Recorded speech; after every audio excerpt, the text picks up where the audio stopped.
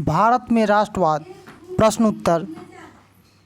गदर party की स्थापना किसने और कब की थी? तो लाला हरदयाल ने 1931 में की थी। दूसरा प्रश्न है, जलियांवाला बाग हत्याकांड किस तिथि को हुआ था? तो यह 13 अप्रैल 1919 को हुआ था। तीसरा प्रश्न है, लखनऊ समझौता किस वर्ष हुआ? तो 1916 ईस्वी को हुआ था। चौथा प्रश्न है, असहयोग आंदोलन का प्रस्ताव कांग्रेस के किस अधिवेशन में पारित हुआ था? तो सितंबर 1920 कलकत्ता में अधिवेशन हुआ था, उस समय यह पारित हुआ था। पांचवा प्रश्न है, भारत में खिलाफत आंदोलन कब और किस देश के शासन के समर्थन में शुरू हुआ था? तो 1920 में तुर्की के हुआ था। छठा प्रश्न है, सविनय अवज्ञा आंदोलन कब और किस यात्रा से शुरू हुआ था? तो आपको पता होगा 1930 में दांडी यात्रा जो कि बापू के द्वारा चलाई गई थी उससे स्टार्ट हुआ था। सातवां प्रश्न है, पूर्ण स्वराज की मांग का प्रस्ताव कांग्रेस के किस वार्षिक अधिवेशन में पारित हुआ था? तो आपको पता है या नहीं पता है? तो 1929 को लाहौर में यह हुआ था। आठवां प्रश्न है, राष्ट्रीय स्वयंसेवक संघ की स्थापना कब और किसने की थी? तो इसे 1925 में के.बी. हेडगेवार ने की थी। नौवां प्रश्न है, रंपा विद्रोह कब हुआ था? तो रंपा विद्रोह 1916 ईस्वी को हुआ था। और 10वां प्रश्न है, वल्लभ भाई पटेल को सरदार की उपाधि किस किसान आंदोलन के दौरान दी गई थी? तो बरदौली में दी गई थी। 11वां प्रश्न है, बाल गंगाधर तिलक और किसने मिलकर होम रूल लीग आंदोलन की शुरुआत की थी? तो उत्तर है एनी बेस्टन ने। तो आज हम इसका अति लघुत्तरीय भी किए हैं। धन्यवाद। भारत में राष्ट्रवाद प्रश्न उत्तर करेंगे। इतिहास चौथा चैप्टर है ये, ठीक है। तो इसका पहला क्वेश्चन है, खिलाफत आंदोलन क्यों हुआ? उत्तर लिखेंगे, खिलाफत आंदोलन तुर्की के खिलाफाओं के पद के समर्थन में महात्मा गांधी की अध्यक्षता में 1920 से शुरू हुआ तथा दुनिया भर के मुसलमान तुर्की के खिलाफ को अपना धर्मगुरु मानते थे। परंतु प्रथम विश्व युद्ध में इंग्लैंड द्वारा तुर्की को पराजित करने के बाद खलीफा के पद को समाप्त करने का निर्णय लिया गया। इसी के विरोध में खिलाफत आंदोलन हुआ और उस समय जो आंदोलन होता था वो व्यवस्था के खिलाफ होता था। दूसरा प्रश्न है, रॉलेट एक्ट से आप क्या समझते हैं? तो अंग्रेज़ों के द्वारा एक नियम बनाया गया था और उस नियम को कानून का शक्ल देकर रॉलेट एक्ट बोला गया। तो भारतीय राष्ट्रवादियों के क्रांतिकारी गतिविधियों पर अंकुश लगाने के लिए अंग्रेजी सरकार ने 1919 ईस्वी में सिडनी रॉलेट एक्ट की अध्यक्षता में एक कमेटी बनाई और इस कमेटी के सिफारिश पर एक कानून बनाया गया जिसे रॉलेट एक्ट के नाम से जाना जाता है। इस कानून में नो अपील, नो वकील तथा नो दलील का प्रावधान था। इस कानून को उस समय काला कानून भी कहा जाता था। तो रॉलेट एक्ट का नाम क्या था? काला कानून भी था। तीसरा प्रश्न है, दांडी यात्रा का क्या उद्देश्य था? आपको पता होगा, जिसको नमक के लिए एक यात्रा महात्मा गांधी जी के द्वारा की गई थी, उसी का यहाँ पर चर्चा है।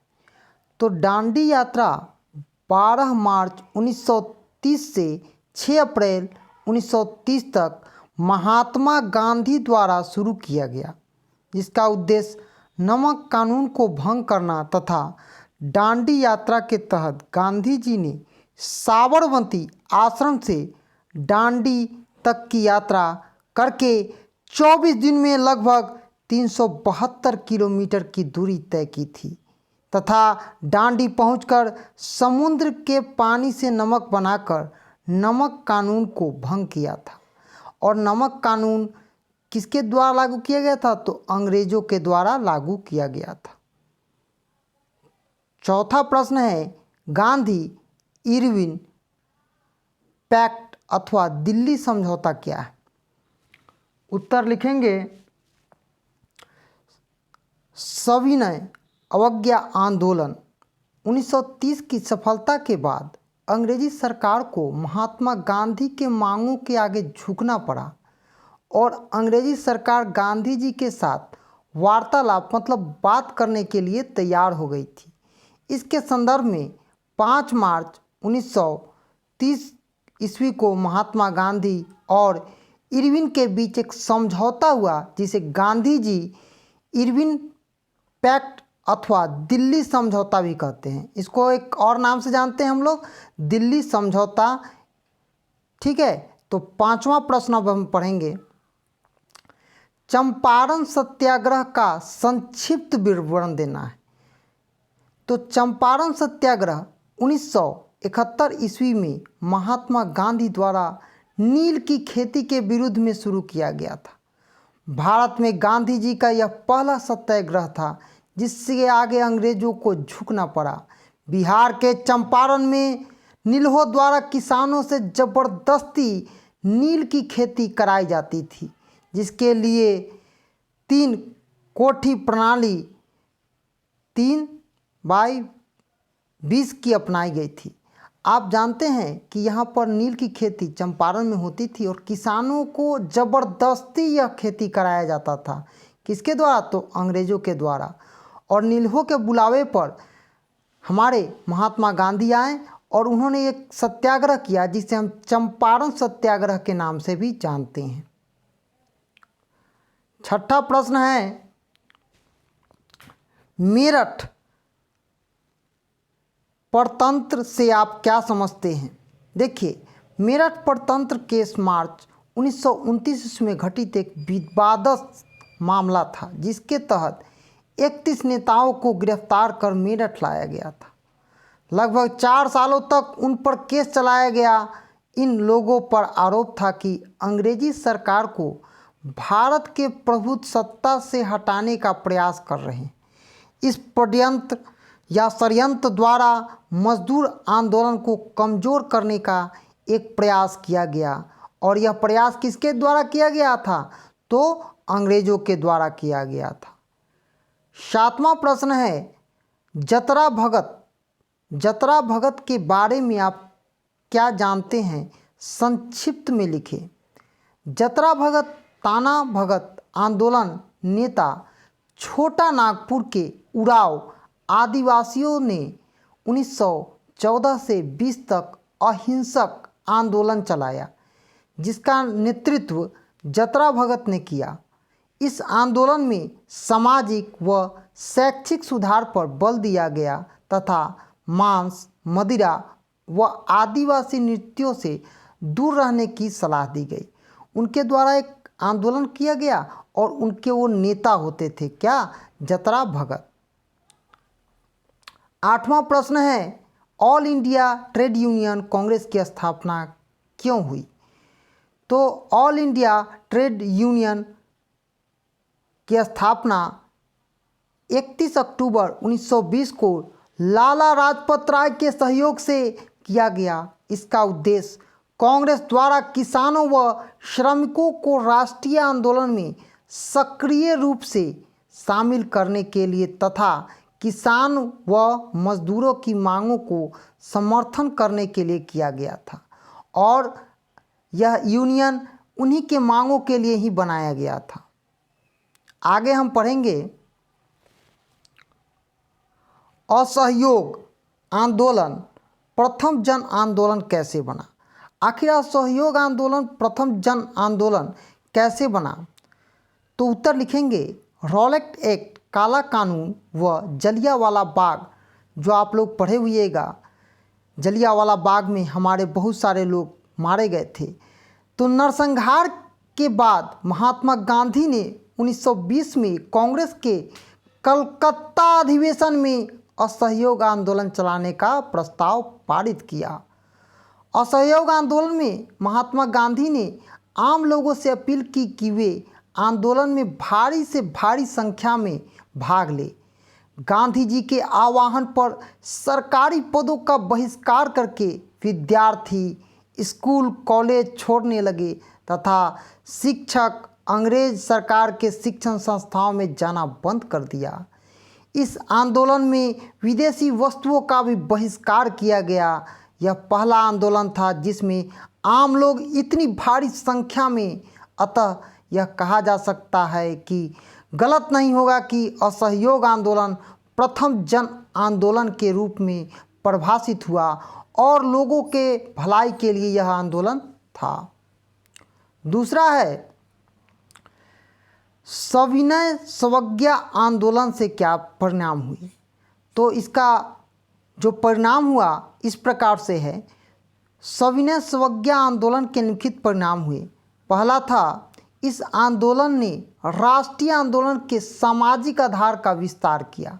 जो समाज में जो विविधताएं थी, जो सामाजिक रीति रिवाज थी, उसको जोड़ने का ये काम किया, जिसमें महिलाओं की भागीदारी, मजदूर व शहरी ग्रामीण क्षेत्रों के निर्धन अशिक्षित लोगों की भागीदारी थी। दूसरा है, इस आंदोलन ने समाज में विभिन्न वर्गों के लोगों का राजनीतिकरण किया, जिससे समाज में अंग्रेजी विरोध भावनाओं फैली थी और सब लोग जब एक साथ जुटकर कोई भी काम करते हैं तो वह क्या होता है, वो उसका फल जरूर मिलता है। तीसरा है, सविनय अवज्ञा आंदोलन ने श्रमिक व किसान आंदोलन को भी प्रभावित किया। अब सब क्या रहे, सब लोग एक साथ मिलकर इस आंदोलन में भाग ले रहे थे। चौथा है, पहली बार ब्रिटिश सरकार ने गांधी जी के साथ समानता के आधार पर बातचीत की। पहली बार कोई सरकार मतलब झुकी थी। कौन? तो ब्रिटिश सरकार महात्मा गांधी के नीचे झुक जाती है और बातचीत का रास्ता निकालती है। पांचवा है, इस आंदोलन का मुख्य परिणाम ब्रिटिश सरकार द्वारा 1935 ईस्वी का भारत शासन अधिनियम पारित किया गया था। तीसरा प्रश्न अब हम पढ़ेंगे, भारतीय राष्ट्रीय कांग्रेस की स्थापना किन परिस्थितियों में हुई। आखिर किस परिस्थिति में भारतीय कांग्रेस की स्थापना की गई। तो उत्तर लिखेंगे, भारतीय राष्ट्रीय कांग्रेस की स्थापना मुंबई के गुलुकल दास तेजपाल संस्कृत कॉलेज में 28 दिसंबर 1950 ईस्वी को एओल हुम्स द्वारा किया गया था। इनकी स्थापना की जड़ों में देश में फैल रही राष्ट्रवाद की भावना। कांग्रेस के गठन के समय इस पार्टी का उद्देश्य ब्रिटेन से भारत की आज़ादी की लड़ाई लड़ना ही नहीं था, बल्कि कांग्रेस पार्टी की स्थापना या संगठन का मुख्य उद्देश्य देश के बुद्धिमान लोगों को एक साथ एक मंच पर लाना, ताकि देश के लोग के इस नीतियों का निर्माण में मदद मिल सके। चौथा प्रश्न है, बिहार के किसान आंदोलन पर एक टिप्पणी लिखना है। 1920 के दशक में किसानों ने अपने को वर्गीत संगठन द्वारा राजनीतिक दल के रूप में संगठित करने का आरंभ कर लिया था। इसके पीछे किसानों के प्रति कांग्रेस की उदासीन नीति तथा साम्यवादी वामपंथियों द्वारा किसानों में वर्गीय चेतना उत्पन्न करने के कारण किसान सभा का गठन हुआ। 1920 के आरंभिक दशक में बिहार, बंगाल, पंजाब, उत्तर प्रदेश में किसानों ने किसान सभा का गठन किया और बिहार में 1922-23 में मुंगेर में शाह मोहम्मद जुबैर की अध्यक्षता में किसान सभा की स्थापना हुई, जिसे अधिक शक्तिशाली व व्यापक आधार 1928 ईस्वी में प्राप्त हुआ। और आज भी हमारे बिहार के किसान इन चीज़ों को बखूबी बूझते हैं और अपना विरोध प्रदर्शन भी करते रहते हैं। 5वां प्रश्न है स्वराज पार्टी की स्थापना व उद्देश्य की विवेचना करना है। भारतीय भाषाओं में स्वराज का अर्थ होता है अपना शासन होना, क्योंकि हम उस समय गुलाम थे। किसके? तो अंग्रेजों के। स्वराज पार्टी का गठन 1 जनवरी 1923 को मोतीलाल नेहरू और चित्तरंजन दास की प्रयासों से हुआ। इस पार्टी का प्रथम अधिवेशन इलाहाबाद में हुआ। स्वराज पार्टी कांग्रेस से अलग नहीं थी, बल्कि कांग्रेस पार्टी की ही बी टीम थी। इस पार्टी का उद्देश्य भारतीयों के लिए अधिक स्वशासन तथा अधिक राजनीतिक स्वतंत्रता प्रदान करना था। अब हम दीर्घोत्तरीय प्रश्नों का भी उत्तर यहाँ पर पढ़ेंगे और समझने की कोशिश करेंगे। प्रथम विश्व युद्ध का भारतीय राष्ट्रीय आंदोलन से के साथ अंतः संबंधों की विवेचना करना है। तो जब प्रथम विश्व युद्ध 1914 से 18 अपने समय का सबसे बड़ा महायुद्ध था। इस युद्ध में इतिहास की एक महत्वपूर्ण घटना घटी थी। प्रथम विश्व युद्ध यूरोप देशों की औपनिवेशिक समाजवादी प्रतिस्पर्धा का परिणाम थी। यह युद्ध 2 गुटों के बीच लड़ाई था, जिसके एक गुट में फ्रांस, ब्रिटेन, रूस मित्र राष्ट्र और दूसरे गुट में जर्मनी, ऑस्ट्रिया, हंगरी और इटली केंद्रीय शक्ति शामिल थी। अमेरिका 1917 के बाद मित्र राष्ट्रों का सहयोगी बना और प्रथम विश्व युद्ध का भारत के साथ अंतः संबंध था कि उस समय भारत इंग्लैंड का एक सबसे बड़ा उपनिवेश था, क्योंकि इंग्लैंड क्या था? भारत पर अपना अधिकार कर चुका था। इसलिए यहाँ से अंग्रेज कच्चे माल ले जा करते थे, तैयार माल को पुनः यहीं बेचा जाता था। इस प्रकार धीरे धीरे भारत के उद्योग धंधे और बहुत से चीज़ों को समाप्त होते थे। ब्रिटिश साम्राज्य फलता फूलता था। इस प्रकार स्पष्ट है कि प्रथम विश्व युद्ध में भारतीय सेना प्रत्यक्ष रूप से नहीं लड़ी, बल्कि ब्रिटेन तथा उपनिवेश होने के कारण भारतीय सेना प्रथम विश्व युद्ध में मित्र राष्ट्रों के साथ दे रही थी और उस समय मित्र राष्ट्रों के लिए भारतीय सेना लड़ी भी थी। दूसरा है असहयोग आंदोलन के कारण व परिणाम। देखिए, हर आंदोलन का कुछ न कुछ परिणाम निकलता ही है। असहयोग आंदोलन महात्मा गांधी के नेतृत्व में आरंभ किया गया प्रथम जन आंदोलन है। 1920 और 22 तक चला। इसके मुख्य 3 कारण थे। खिलाफत का मुद्दा, पंजाब में सरकार की बराबर कार्रवाई के विरुद्ध न्याय प्राप्त करना और स्वराज की प्राप्ति। इस आंदोलन में 2 तरह के कार्यक्रम को अपनाया गया। प्रथम, अंग्रेजी सरकार को कमज़ोर करने व नैतिक रूप से पराजित करने के लिए विध्वंसात्मक कार्य किया गया, जिसके तहत पद छोड़ना और उपाधियों को लौटाना। दूसरे कार्यक्रम के अंतर्गत रचनात्मक कार्यों को किया गया। इसके तहत न्यायालय की स्थापनाओं पर पंचों का फैसला मानना, राष्ट्रीय विद्यालय व कॉलेजों की स्थापना, स्वदेशी को अपनाना इत्यादि शामिल है। असहयोग आंदोलन अपने समय का सबसे बड़ा जन आंदोलन बना और सबसे बड़ा जन आंदोलन ही रहा, जो काफ़ी तेज़ी से संपूर्ण देश में फैल गया। 5 फरवरी 1922 ईस्वी को चौरा चौरी की घटना के कारण महात्मा गांधी ने 12 फरवरी 1922 को असहयोग आंदोलन वापस लेने का फैसला किया। इस घटना के लिए कांग्रेस सरकार ने पूर्ण रूप से महात्मा गांधी को जिम्मेदार ठहराया तथा उनको 6 साल की सज़ा सुनाई। इस प्रकार असहयोग आंदोलन भी समाप्त हो गया और ये चौरा चौरी में ना घटनाएं घट गई थी। इस कारण से यह आंदोलन समाप्त किसको करना पड़ा? तो हमारे बापू को करना पड़ा। तीसरा है सविनय स्वज्ञा आंदोलन के कारणों की विवेचना करना है। सविनय अवज्ञा आंदोलन महात्मा गांधी द्वारा 1930 ईस्वी में शुरू किया गया।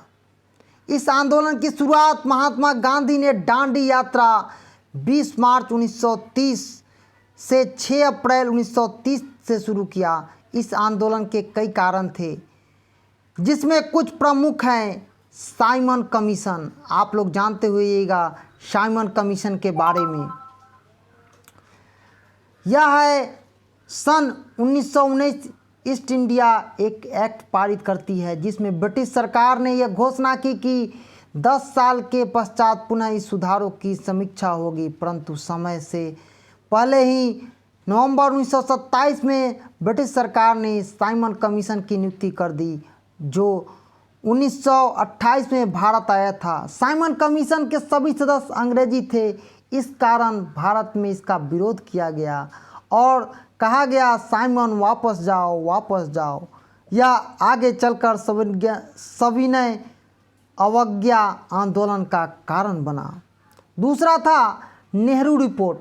तत्कालीन भारत सचिव लॉर्ड हैंड ने व्यंग्यात्मक कसा कि भारतीयों को आज़ादी तो चाहिए, परंतु ये लोग अपने के लिए ऐसे संविधान का निर्माण नहीं कर सकते थे जो सभी लोगों को मान्य हो। घटना को मोतीलाल नेहरू ने चुनौती दी और रूप लिया और समय में पूर्व संविधान तैयार कर प्रस्तुत किया, जिसे नेहरू रिपोर्ट के नाम से जाना जाता है। तीसरा है विश्वव्यापी आर्थिक मंदी। सन 1929 में 30 की विश्वव्यापी आर्थिक मंदी का असर भारतीय अर्थव्यवस्था पर बहुत बुरा प्रभाव पड़ा। मूल्यों के बेतहाशा वृद्धि से भारत निर्यात कम हो गया, लेकिन अंग्रेजों ने भारत से धन का निष्कासन बंद नहीं किया, जिससे भारतीयों में अंग्रेजों के प्रति गुस्से का माहौल बना, जिससे गांधी जी को शांतिपूर्ण ढंग से सविनय अवज्ञा आंदोलन चलाना पड़ा। इस प्रकार उपयुक्त कथनों से स्पष्ट है कि 1930 में ईस्ट इंडिया अवज्ञा आंदोलन के एक नहीं बल्कि कई कारण थे। साम्राज्यवाद का बढ़ता प्रभाव, क्रांतिकारी आंदोलन का उभार, पूर्ण स्वराज की मांग तथा गांधी जी समझौतावादी रुख सविनय अवज्ञा आंदोलन के कारण ही था। चौथा प्रश्न है भारत में मजदूर आंदोलन का विकास वर्णन करें। 19वीं शताब्दी में राष्ट्रवादी बुद्धिजीवियों ने मजदूरी वर्गों के हितों और शक्तिशाली पूंजीपतियों की रक्षा के लिए कानून बनाने की वकालत शुरू की। स्वदेशी आंदोलन का प्रभाव मजदूर आंदोलन पर पड़ा तथा इसका संदेश पूरे भारत में फैला, जिसमें अहमदाबाद के मजदूर आंदोलन प्रमुख थे। 1917 में अहमदाबाद में प्लेग की महामारी फैल गई। अहमदाबाद में पहले से ही श्रमिकों की कमी थी। प्लेग फैलने के बाद अधिकांश श्रमिक शहर छोड़कर गांव जाने लगे। श्रमिकों को शहर से रोकने के लिए मिल मालिकों ने प्लेग बोनस देने की घोषणा की, जो साधारण मजदूर का 50% था, लेकिन महामारी खत्म होते ही बोनस देना बंद कर दिया गया, जिससे श्रमिकों ने इसका विरोध किया और गांधी जी को भी अहमदाबाद मिल मजदूर आंदोलन, जो कि 1918 से जुड़ने का मौका मिला। गांधी जी ने श्रमिकों को मिल मालिकों के बीच मध्यस्थता बोर्ड द्वारा समझौता कराने का प्रयास किया, परंतु मिल मालिक मध्यस्थता पर राजी नहीं हो सके और मिल के तालाबंदी की घोषणा कर दी। गांधी जी अहमदाबाद मजदूर के 50% के स्थान पर 35% मजदूरों की बढ़ोतरी की मांग करने की सलाह दी।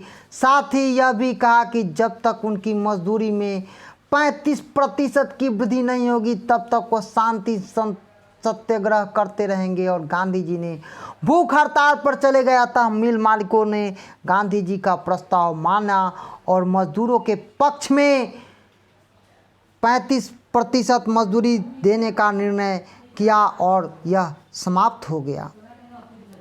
पांचवा प्रश्न है भारतीय राष्ट्रीय आंदोलन में गांधी जी की क्या योगदान था। तो भारतीय राष्ट्रीय आंदोलन में महात्मा गांधी का योगदान अतुल्य था और कहा भी गया है कि उन्हीं के द्वारा यह देश आज़ाद भी हुआ है।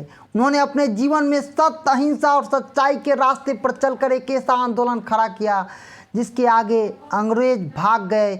आज ही उनके प्रयास से हम स्वतंत्र जीवन जीते हैं। महात्मा गांधी ने अपने संपूर्ण जीवन भारतवासी और भारत के लिए निछावर कर दिया।